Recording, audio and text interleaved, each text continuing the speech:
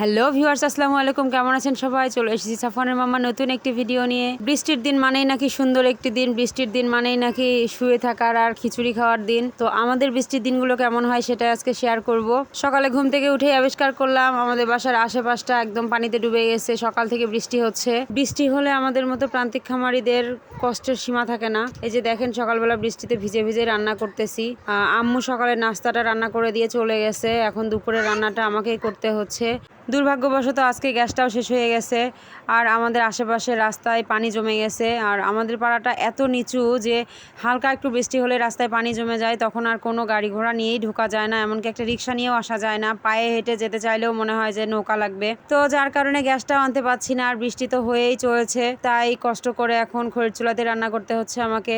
আর যেহেতু বৃষ্টির দিন, তাই একটু হালকা পাতলার উপর দিয়ে দিনটা পার করার চেষ্টা।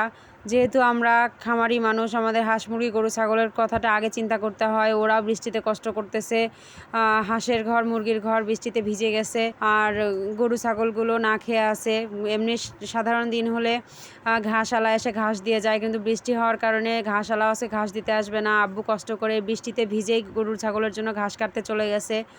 আর মাঠে পানি হয়ে যাওয়ার কারণে ঘাসও ঠিকভাবে পাওয়া যায় না। যেখান থেকে পারে কষ্ট করে গরু ছাগলের জন্য ঘাস জোগাড় করে নিয়ে আসতে হবে, কারণ শুধু দানাদার খাবার দিয়ে তো আর গরু ছাগলকে বাঁচিয়ে রাখা সম্ভব না এখন যে খাবারের দাম। তো নিজেদের জন্য মোটামুটি হালকা পাতলা রান্না করে নিলাম, আর এমনভাবে রান্না করে নিলাম যেন সারাদিনের মনে হয়ে যায়। আর এই যে একটু বড়া ভাজতে নিছি, কারণ বৃষ্টির দিনে একটু বড়া টড়া ভাজলে ভালোই লাগে। আর এই বড়া রেসিপিটা আমি ইউটিউব থেকে দেখেছিলাম, বেশ কয়েকদিন দেখেছি, এই জন্য একটু ইচ্ছা করছিল করব, তাই আজকে করলাম। এটা হচ্ছে মিষ্টি কুমড়ার পাতা দিয়ে ডালের বড়া।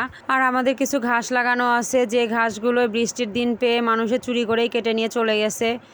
আর কি আর করার, মানুষের সাথে আর কি পারা যায় না। আমার আব্বু অনেক কষ্ট করে, অসুস্থ মানুষ হয়েও কষ্ট করে কাজ করে, আর মানুষে ঘরে শুয়ে বসে থেকে মানুষের কষ্টের ফলগুলো চুরি করে নিয়ে যায়। এদের আসলে লজ্জা শরমও নাই।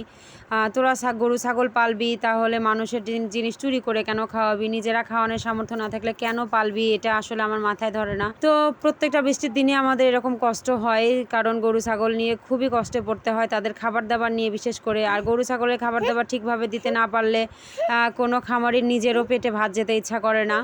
যারা বৃষ্টির দিন দেখলেই বলেন ভুনা খিচুড়ি খেতে ইচ্ছা করতেছে, মুড়ি মাখা খেতে ইচ্ছা করতেছে, ঘুমাতে ইচ্ছা করতেছে, তাদের জন্য বলি, ভাই, আপনাদের হয়তো সুখের দিন আসে বৃষ্টি আসলে, কিন্তু আমাদের কিন্তু সুখের দিন নয়। সবারই যে সুখের দিন আসবে আর সব দিনই যে সবার সুখের হবে তা কখনোই না। এই জন্য কেউ ভুল করেও কাউকে কষ্ট দিয়ে বলবেন না যে বাবা বৃষ্টির দিন আসছে, তুমি ভুনা খিচুড়ি খাচ্ছ না, তুমি বৃষ্টিতে ভিজতেছো না।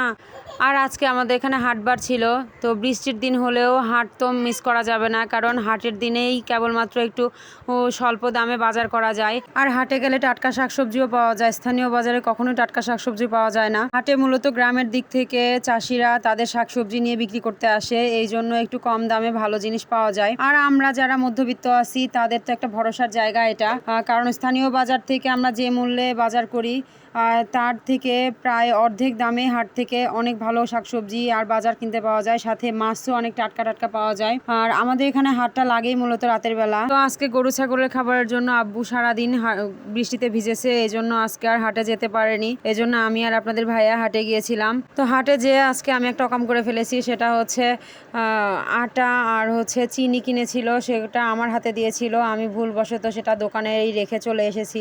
এখন পরবর্তী হাটের দিন যেয়ে দেখতে হবে যে কপালে সেটা আছে কিনা, আদৌ আমরা ফেরত পাই কিনা। আর আজকে কয়েক রকমের মাছ আনা হয়েছে, সুরমা মাছ, তারপরে এই যে বাটা মাছ, বাটা মাছটা আমার খুব পছন্দের মাছ, আরও ছোট মাছ। তো সবগুলো মাছই রাতেই কেটে ধুয়ে একদম পরিষ্কার করে রেখে দিই আমি, কারণ কেটে ধুয়ে না রাখলে মাছটা গন্ধ হয়ে যায়, তখন আর স্বাদ থাকে না।